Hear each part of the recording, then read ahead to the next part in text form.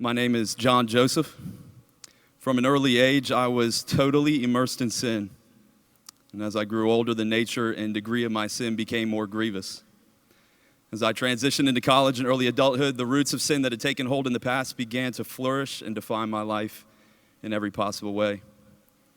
Giving myself completely to sin, I eventually became an alcoholic, a drug user, and a cocaine dealer. I dishonored my parents. I was a liar. I used everyone and everything for personal gain and was full of lust, greed, and hate. But God, in His mercy, removed me from my surroundings and brought me to Baltimore, Maryland. In late 2008, while at Blockbuster, I came across Bill Maher's mockumentary entitled Religulous. After watching the documentary, I was annoyed at Maher's obvious bias in his portrayal of religion. And so I got on Google and searched for a debate on Christianity. What I found was Ravi Zacharias, and over the course of the next year, Ravi would completely dismantle everything I believed in. As I continued to search for more teaching on the web, God in His mercy would eventually lead me to desiring God Ministries.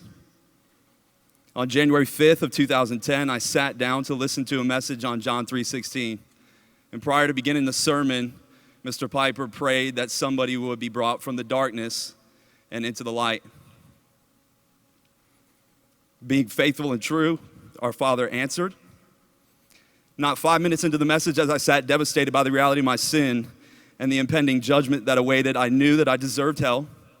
I knew that I was going to hell. I was, however, then overwhelmed by the knowledge that my sins had been forgiven by the blood of Jesus Christ. And our Father's kindness and mercy did not stop at salvation, as He has continued giving in ways beyond what I could ever imagine.